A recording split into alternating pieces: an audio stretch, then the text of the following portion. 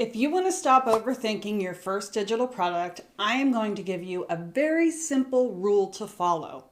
If your idea can't fit on one page, it's probably too big to be your first product. A lot of people think their first digital product needs to be a course or a full system, some huge guide that teaches everything they know, and that's exactly what keeps them stuck. Because when the product is that big, your brain just starts spinning. What should be included? Is this the right niche? Is it good enough yet? And before you know it, you've spent months thinking about a digital product, but still don't have one finished.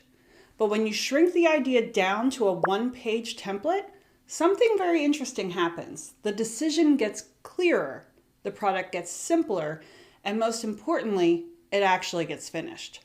So in this video, I'm going to show you why a one-page template is the best first digital product for overthinkers, and how to narrow your idea until it fits.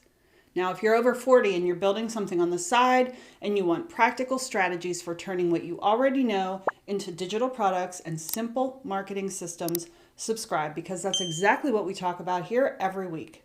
All right, let's get into it. One of the most common things I see when people start thinking about digital products is that they immediately jump to something big, some kind of comprehensive system that's supposed to teach everything they know on a certain topic. And on the surface, that seems logical. You want the product to be valuable and you want it to be impressive. You want people to feel like they're getting a lot for their money. But the problem is that big products create big decisions, and big decisions create hesitation, which you especially don't want when you're creating your first product. Because now you're asking questions like, is this the right niche? Is this the right idea? Is this enough information? Should I research a little more first? And instead of finishing a product, you spend months planning one, and I want to shift how you think about your first digital product. Your first product isn't supposed to prove you picked the perfect niche or built the perfect brand. Your first product is supposed to prove that you can take what you know and package it into something useful and actually list that for sale. That's it. You don't need more ideas.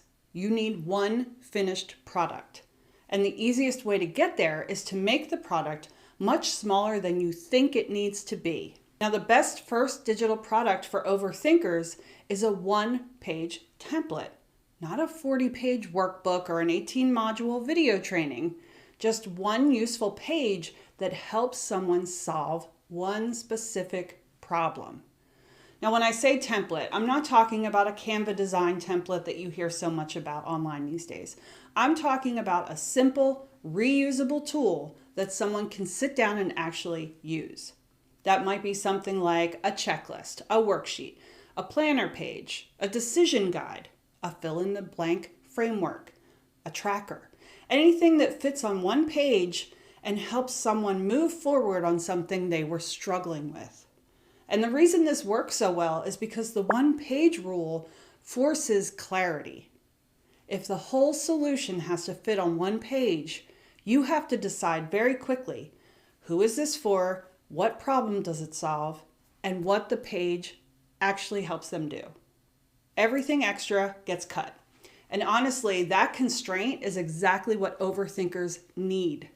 Not more freedom, more guardrails. Now, the one-page rule works because it forces you to focus on one moment of friction in someone's life.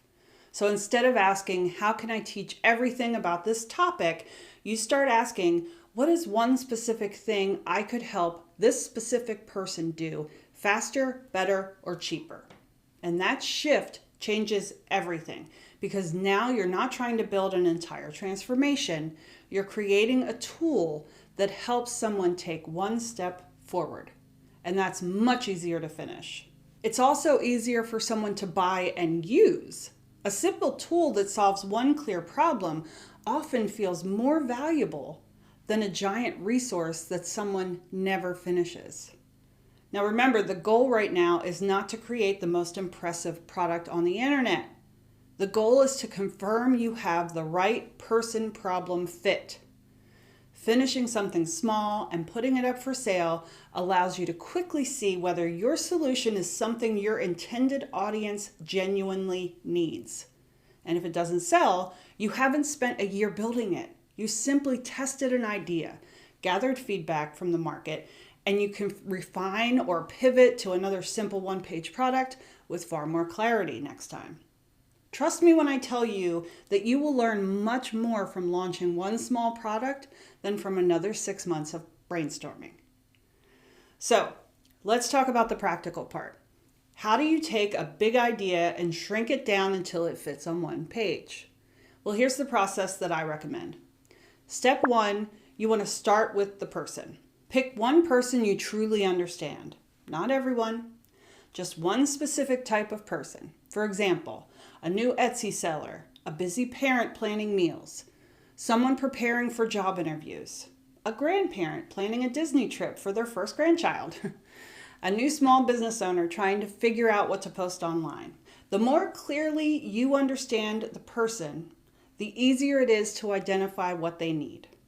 Now, step 2 is to identify one frustrating problem. So you want to ask yourself, what is one thing this person struggles with repeatedly? You're not looking for a huge transformation. You just want to focus on one frustrating moment for that person. For example, that busy parent who never knows what to cook come 6 o'clock each night.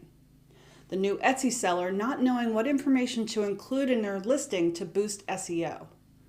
That grandparent planning a Disney trip is feeling overwhelmed by park choices. A job seeker who tends to ramble during interviews. A small business owner staring at their phone every day, wondering what to post. So when you focus on a specific moment of frustration, the solution becomes much easier to design. Step 3, ask what one page could help them do. You want to ask yourself a simple question. If I could hand this person one page that would make this problem easier for them, what would be on it? Maybe it's a weekly planner. Maybe it's an Etsy SEO optimized listing checklist. Maybe it's a pros and cons park planning worksheet, an interview answer prep sheet, a weekly content planning template. Now you're not building an entire system. You see what I mean? You're building one useful tool that's tailored to that specific person. Now, step 4 is to apply the one-page test. Now you want to run your idea through a simple test. You want to ask yourself, who is this for? What problem does it solve? What does the page help them do? And the most important question, could someone actually use this page in one sitting? If the answer is no, your idea is still too big. That's your signal to narrow it even further. And just so we're clear, you can't get around the rule by shrinking the font to 8 points and cramming it half a book onto one page. That's not a one-page product. That's a cry for help. So a true one-page template should be something someone can glance at and immediately understand how to use. They shouldn't need to read a manual first. Now, step 5, you want to cut it until it fits. If the idea still feels too big, start cutting. Cut your audience down by getting more specific about who they are. Cut the steps down. Cut the scope until the solution fits cleanly on one page. That's your product. And once you get used to thinking this way, you start seeing product ideas everywhere, because a lot of everyday problems can be solved with a simple tool. So examples of one-page products could be something like this: a new client onboarding checklist for business coaches, a morning routine tracker, a fill-in-the-blank sales email outline. Each of these helps someone do one specific thing, and that's exactly what makes them useful. Now, if you're an overthinker, you might already be thinking, one page feels too simple. Good. Your first product should be simple enough to finish. You might also be thinking, what if this isn't the perfect idea? Well, your first product is not your forever business. It's your first proof that you're onto something. And you also might be thinking, what if no one buys it? Honestly, you will learn far more from launching that one small product than from 6 months of planning.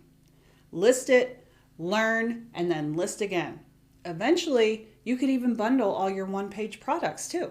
And if you're at the point where you know you've been sitting on this idea for a while and you just want help choosing the product, creating it, and actually getting it listed for sale, That is exactly why I created the shortcut to selling your first digital product.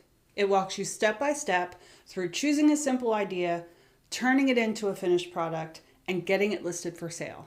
Because at a certain point, buying the shortcut is cheaper than wasting another season stuck in planning mode. You'll find the link for that down in the description below.